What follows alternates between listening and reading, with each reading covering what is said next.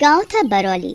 उस गांव की दो औरतें कंचन और सरोज कुएं से पानी भरकर ला रही होती हैं। तभी उनकी नजर एक मछली बेचने वाली औरत पर पड़ती है, पर उन्हें ये नहीं पता था कि वो कोई साधारण औरत नहीं है। वो तो कोई चुड़ैल थी जो रूप बदल कर गाँव में मछली बेच रही थी। मछली ले लो मछली, ताजी ताजी मछली है, एक बार खाओगे तो दोबारा जरूर आओगे मेरे पास मछली खरीदने। मछली ले लो मछली। अच्छा जी, इस मछली वाली की मछलियों में ऐसा क्या खास है जो एक बार खाने पर दोबारा इसी के पास ही जाएगा मछली खरीदने? कुछ तो बात जरूर होगी उसकी मछलियों में। चलो चलकर देखते हैं। दोनों उस मछली वाली के पास जाती हैं। मछली देखने में तो बहुत ताजी ताजी लगती है। ताजी क्यों नहीं होगी? अभी अभी मैंने इन्हें नदी से जो पकड़ा है। जल्दी बताइए कितनी दूं मछलियाँ? मेरे लिए तो तुम 1 किलो मछली दे दो। आज घर जाकर ये मछली पकाऊंगी। वैसे भी बहुत दिन हो गए मछली खाए। सरोज और कंचन चुड़ैल से मछली लेकर वहाँ से चली जाती हैं। जब ये लोग मेरी मछलियाँ खाएंगे फिर इनके साथ क्या होगा ये इन्हें खुद नहीं पता। मैं तो चाहती हूँ जल्दी खाओ इन्हें। सरोज ने आज वही लाई हुई मछलियाँ बनाई थी। सरोज का पति सत्या मछली देख बहुत खुश होता है। क्या बात है, आज ये मछली इस खुशी में बनाई है तूने? ऐसी कोई बात नहीं है। गांव के रास्ते पर एक औरत मछली बेच रही थी, बस मन की और खरीद ली। बहुत ही अच्छी खुशबू आ रही है। अब मुझसे जरा भी सब्र नहीं होता।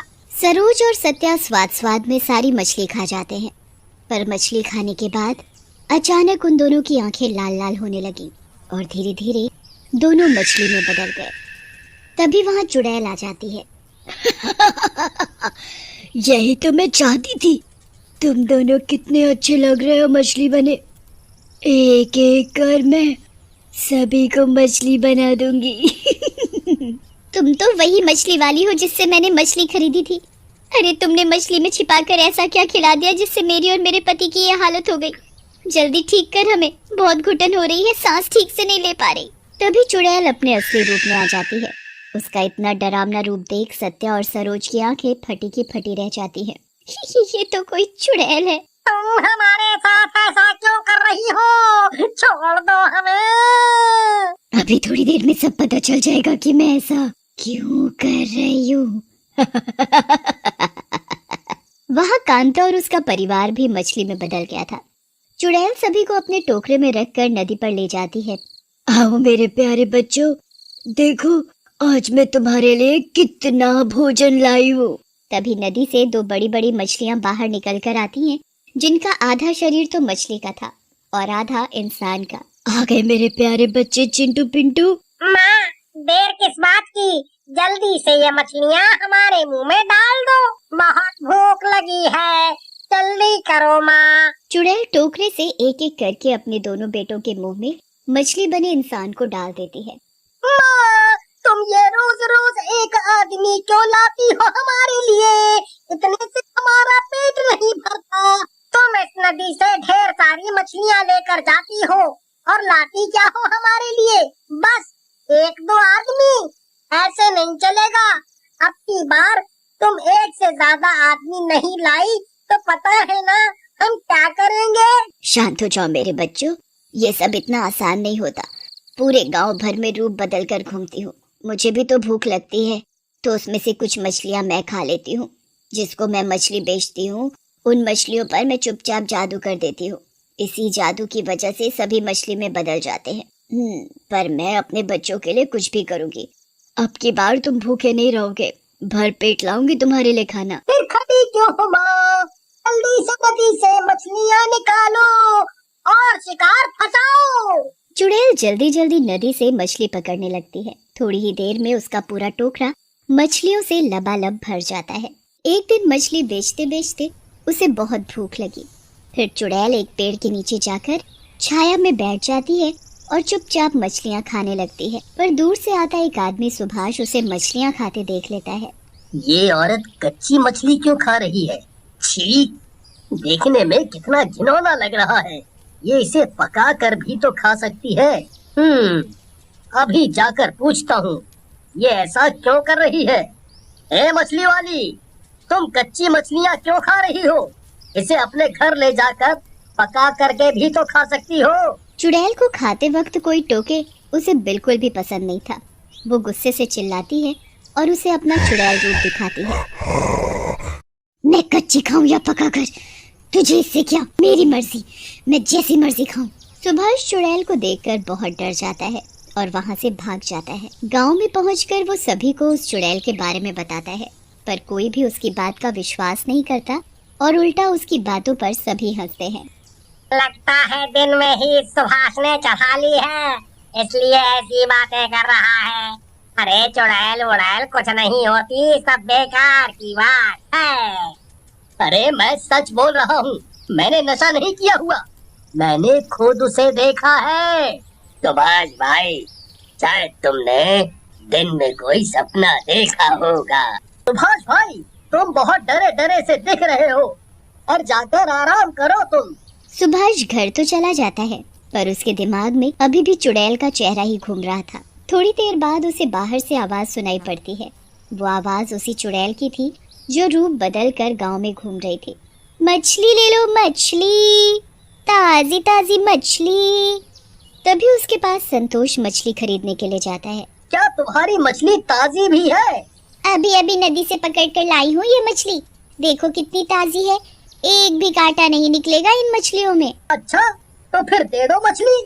थोड़ी ही देर में वहाँ और भी औरतें आ जाती हैं मछली खरीदने।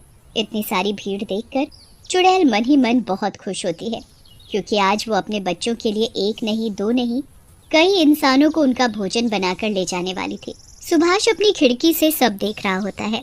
अभी मैंने इसी औरत को वहाँ देखा था कच्ची मछली खाते हुए, जिसका चेहरा चुड़ैल जैसा था, पर इसका चेहरा बिल्कुल भी उसके जैसा नहीं है।